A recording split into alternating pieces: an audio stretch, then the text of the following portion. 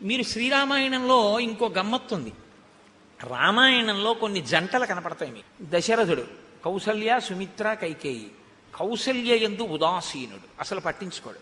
సుమిత్ర యందు తటస్థుడు, పట్టించుకున్నాడో పట్టించుకోలేదో, విన్నాడో వినలేదో తెలియదు. కైకేయందు ప్రేమాస్పదుడు, కొంప ముంచేసింది. అహల్య, గౌతములు, చెయ్యరానంత అపరాధం అహల్య చేసింది. అయినా తన భార్యని ఉద్ధరించుకుని తన పక్కకి తెచ్చుకోవడమే తప్ప భార్యని విడిచిపెట్టడం అన్నది సనాతన ధర్మంలో లేదని నిరూపించిన వాడు గౌతముడు. తార, వాలి.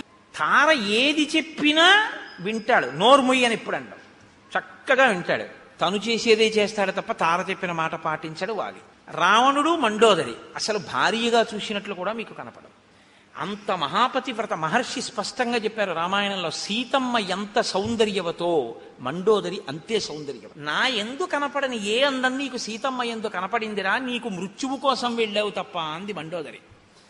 కాబట్టి రావణాసురుడు అనబడేటటువంటి వాడు ఇంత గొప్పదైనా మండోదరిని అసలు ఎప్పుడు భార్యాస్థానంలో ఇవ్వవలసిన కనీస గౌరవం కూడా ఇవ్వనివాడు.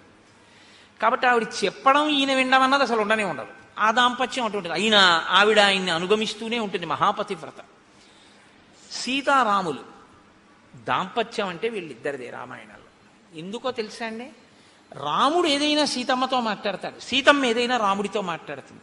సీతమ్మ చెప్పిన దాంట్లోది నేను తీసుకోవలసి ఉంది అనుకుంటే రాముడు ఆవిడ చెప్తేనే వినడం ఏమిటి అనుకోడు, చాలా మంచి మాట చెప్పావో అలా చేద్దాం అంటాడు.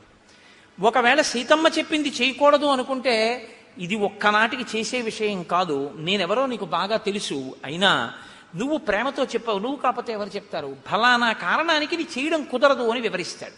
రాముడు ఏదైనా సీతమ్మకి చెప్తే రాముడు చెప్పిందే సీతమ్మ చేస్తుంది. కానీ రాముడు ఇది చేస్తే బాగుంటుంది అనుకుంటే ఆయనకి నేను చెప్పడం బాగుంటుందా అని ఊరుకోదు, చెప్పి తీరుతుంది. వాళ్ళిద్దరూ అంత ఆదర్శవంతమైనటువంటి జీవితాన్ని గడిపారు. కాబట్టి మనం బతికితే సీతారాముల్లా బతకాలి.